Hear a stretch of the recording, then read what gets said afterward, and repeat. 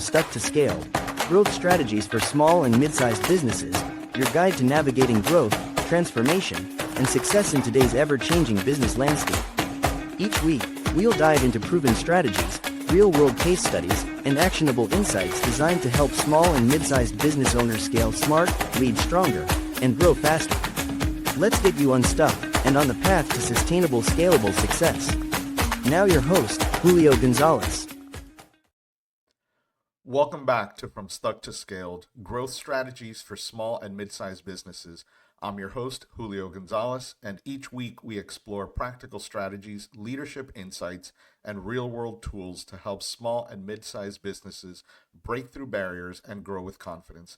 I wanted to thank you all for the wonderful feedback I received from our first show featuring Paul Mansour from Next Gen Technologies.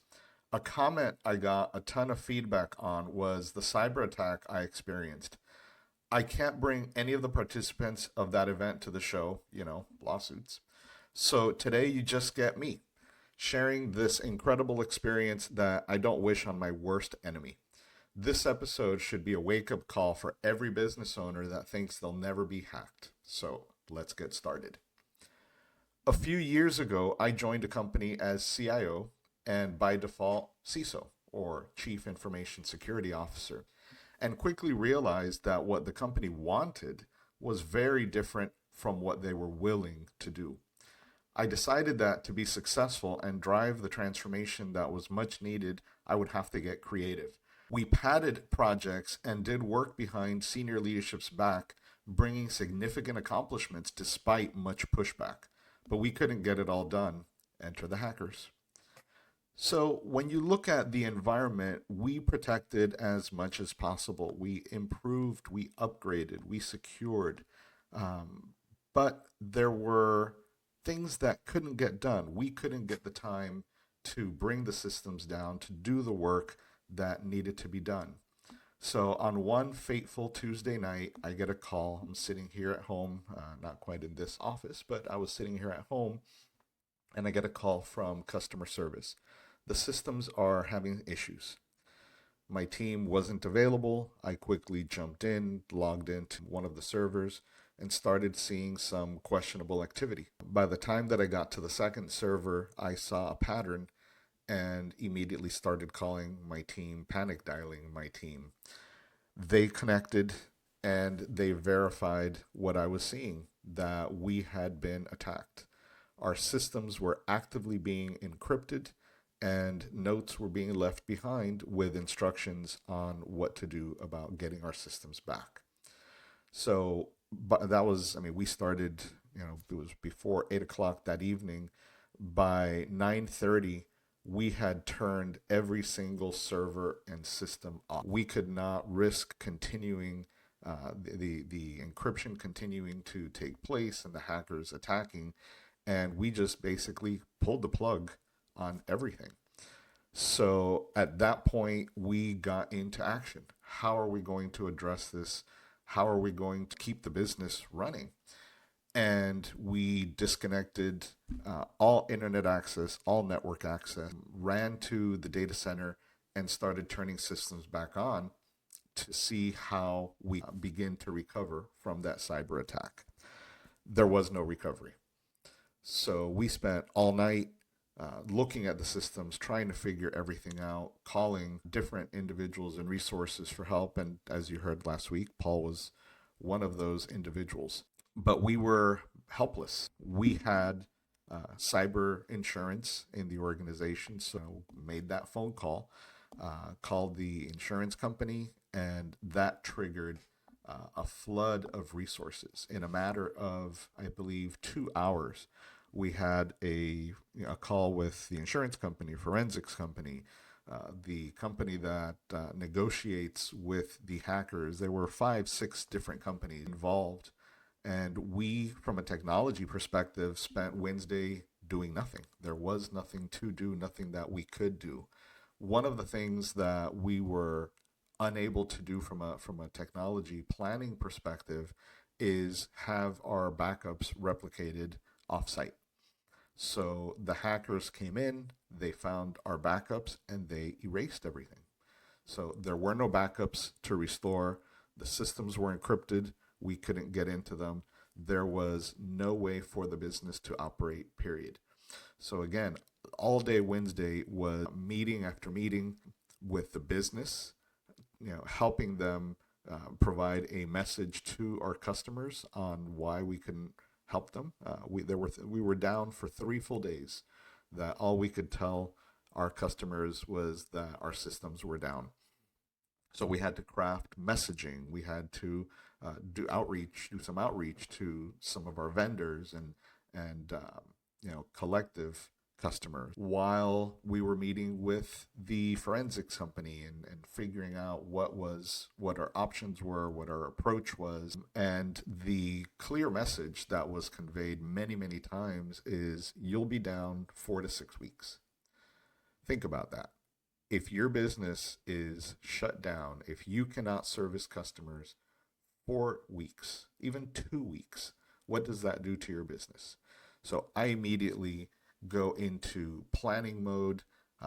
How do we bring in other systems? Can we bring our key vendors in to reload our applications? There's some paper that we can go to, but I had to very quickly strategize what our options were while these negotiations were taking place between all of these different companies and the hackers. The hacker entity never found out who they were, but that was an interesting interaction. I reached out to them initially. They give you a website to connect through. The website has chat. The website has what am I looking for? They have a spot where you can load a file and they'll decrypt the file for you just to prove that they have everything decrypted and they have the ability, or they have everything encrypted and they have the ability to decrypt. So initiated the conversation with them. They sent me a file or told me where to find a file. I don't remember. The file that we verified with them was our cybersecurity policy. They had gone through our servers. They found exactly the document, that one document of everything that made it clear that they knew what we had. So they had our cyber policy that had our coverage, that had the company that was involved. They knew who they were going to be working with. And one of the things that stood out in my conversation with the hackers, and this was all by chat, was that the individual that I was speaking with says, I need to talk to my manager. So these hackers are operating as corporations. They have a management structure, leadership structure, and whoever it is that negotiating with, they have somebody higher to go and talk to. So Wednesday was all of that negotiation, and by the end of the night, we had paid the ransom, and the hackers sent us a decryption tool. So that tool had to be tested, had to be verified that it didn't have additional ransomware or virus information on there. So Wednesday, we were unable to do anything with the system still with that decryption tool. We came in first thing Thursday and loaded up the tool, started decrypting servers, and sure enough, servers started coming back. As with any organization, we had smaller servers, larger servers. So we started decryption on a number of different servers, and they started coming back. We were able to verify that all the data was there, all the data was valid, and it took quite a while. So all day Thursday we were decrypting servers, having additional meetings. We brought in some resources through some of these vendors that were helping us to provide additional manpower for this decryption and recovery effort. So all day Thursday decrypting, all day Friday. And one of the big things that stood out, and people respond to me that they're incredulous of how this happened, was that on a call with all of these vendors that are involved, my CEO jumps up and says, we need to give Julio more stress. so that he can relax. And that's something that I'll never forget, and I'm going to come back to that in a bit. But throughout this entire process, I was in the zone. I was in this zen moment because I had to be in control. And part of that control was demonstrating to everyone, to my staff, to the leadership, that this was going to be okay, that I knew how this was going to transpire, what we were going to do, and not be running around with my hair on fire as much of the rest of the organization was. A critical moment was came Friday night. That's when we were decrypting our core system. Think that one system that you just cannot do without, and it was not coming back. And I believe it was like 8 o'clock at night, and I'm sitting there thinking the business is gone. If we can't bring this system back, we're simply not going to be in operations again. Trying to rebuild a customer base when you don't know who they are because they're in your database. Um, I that was a critical and very exasperating moment for me. And we reached out to the company that helped us with the decryption tool, and they had put some software around the hacker's decryption tool, and that was preventing the decryption tool from effectively doing its job. After some heated conversations, they finally agreed to give me the raw tool for the decryption tool provided by the hackers, and we spent all Friday night decrypting that key system. And Saturday morning, 8 o'clock, we were able to reopen the business and take phone calls from customers actually using our systems, including that key database. We weren't up 100% at all. We had been down a full 3 days, Wednesday, Thursday, Friday. We were hobbling, we were injured, but at least our contact center agents could speak with our customers and give them some information about their orders. So we kept the systems up as much as possible all day Saturday, and allowed the business to reach out to as many customers as possible. But there was still a ton of work to do.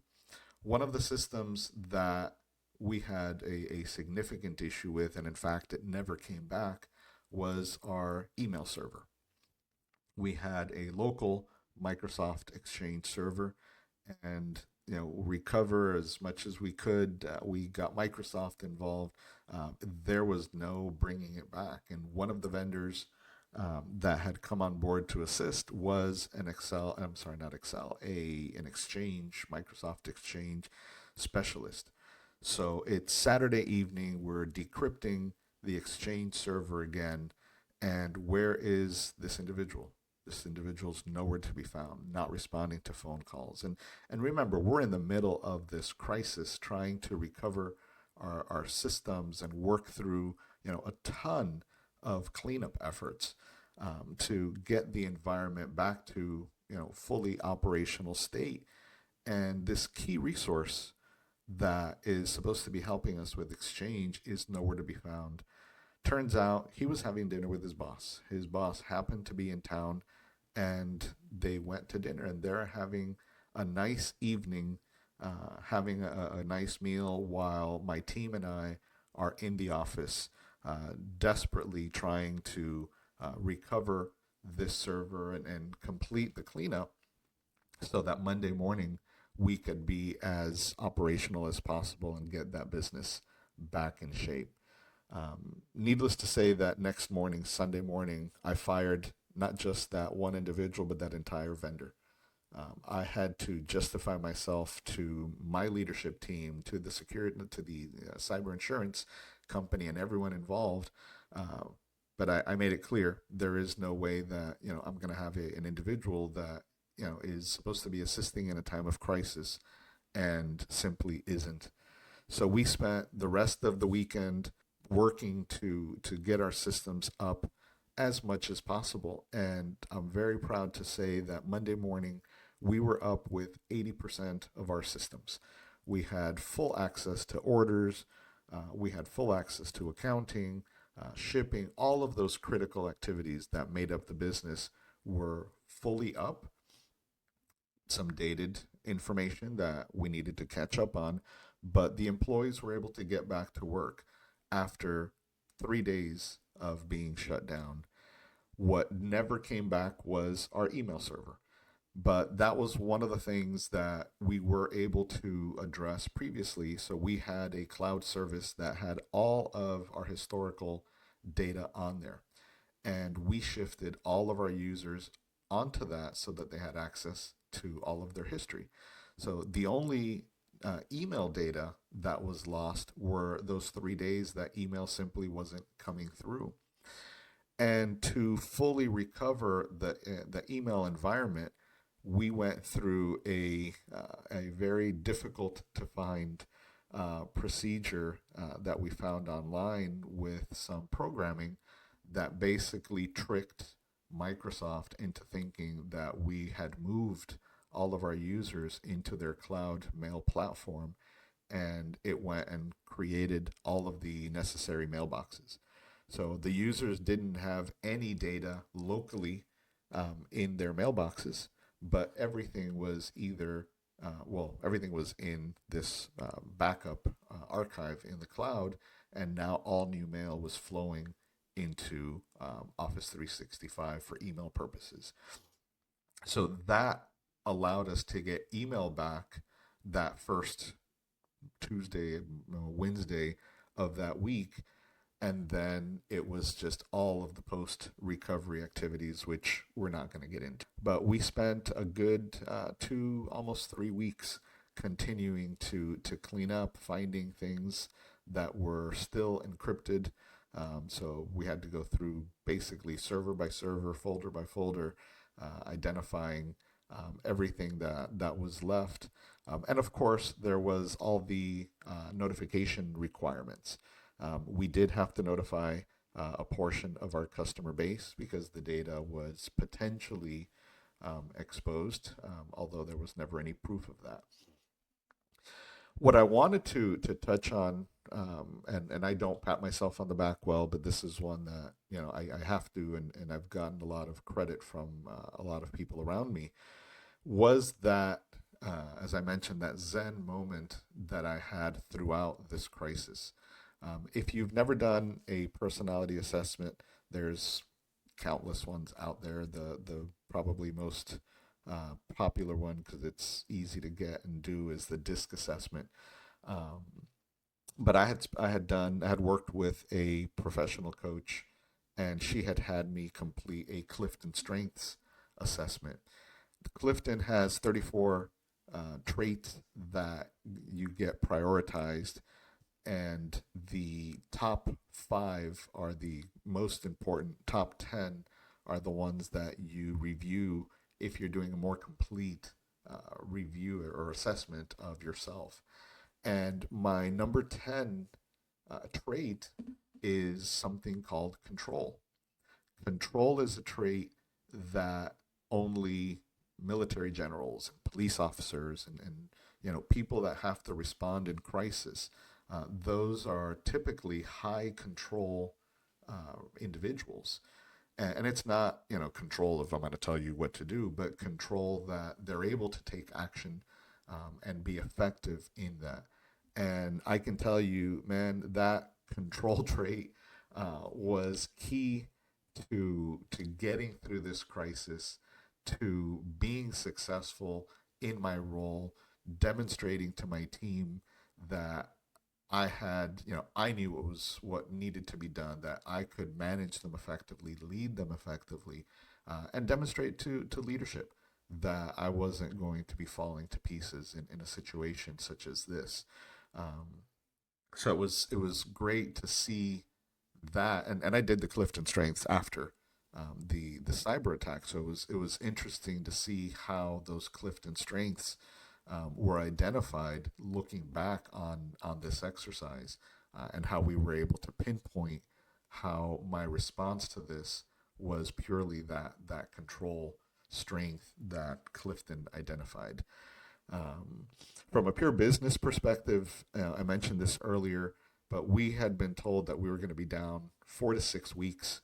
I knew that that was impossible. The business would not tolerate that. And the CEO was running around losing his mind because he knew that that was impossible. And we were able to get the company back in really 3 days because we were open that fourth day. So that's something that I take great pride in. Give significant credit to my technology team around me because I couldn't have done it alone. But it is something that, with proper planning and organization, most companies can survive and can work through. So, one of my promises in this podcast is that you'll always get some advice or practical information that you can use. So, here we go. Cybersecurity is not a matter of if you'll be attacked, but rather when. Every organization is a great target, and you may be impacted more than others, but you need to be prepared. And what got us in our situation is what you don't know will in fact hurt you. We had some old passwords that we couldn't change. We didn't know exactly where they were being used, and it was safer to leave them in place than to go and change something and break it. But it was precisely that password that the hackers found and were able to utilize to take over our systems.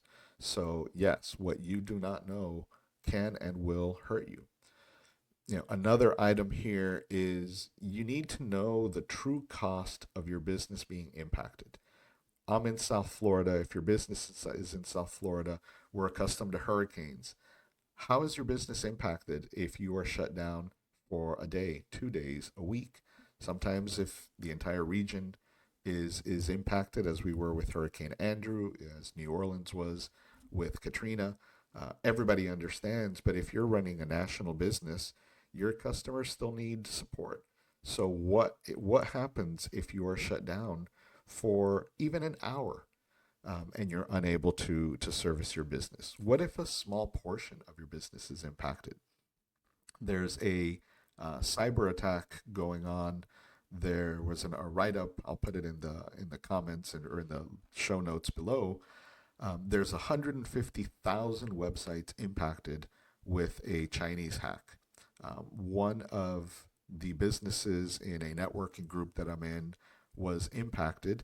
I reached out to them. They did not know who was managing their website, who was paying for the hosting, for the domain name, for anything. So they were unable to go and address this issue. So I believe still today, and I'll check it after the show and again put it in the notes. Their website now comes up as this Chinese gaming site, and if you click it, you get a virus. So you need to know who's running your systems. How protected are you? If your website disappears, how does that impact your business? When you think you have enough security in place, you need to add more security. Take inventory rather, of your environment. Who owns what? Who manages it? What credit card is it being paid on? Most small to mid-sized businesses aren't paying things on invoices, especially technology things. So it's on a credit card somewhere. Whose credit card is that? Because if there's something that, if part of the cyber attack is impacting charges to your card, you need to be able to stop that card, but you need to know. In times of crisis, someone has to be the adult in the room, the steady hand, the level-headed one. You may be like a duck paddling wildly under the surface, but that's the most critical time to maintain composure and demonstrate to others that you're in control. Thanks for tuning in to From Stuck to Scaled. I hope you found this episode enlightening. Go make sure your technology environment is protected, or as protected as it can be. If you need help and don't have a team or partner that can help, let me know. I'll connect you with the right resources. To bring this episode to a close, please be sure to subscribe, leave a review and suggestions for show ideas, and share the podcast with a fellow business owner who could benefit from listening. Remember, scaling smart starts with taking action. What are you doing today to help your business grow? See you next time. You've been listening to From Stuck to Scaled, Growth Strategies for Small and Mid-Sized Businesses, produced by Optocution LLC. For more information, tools, and resources, check out our website www.redefinepossible.co/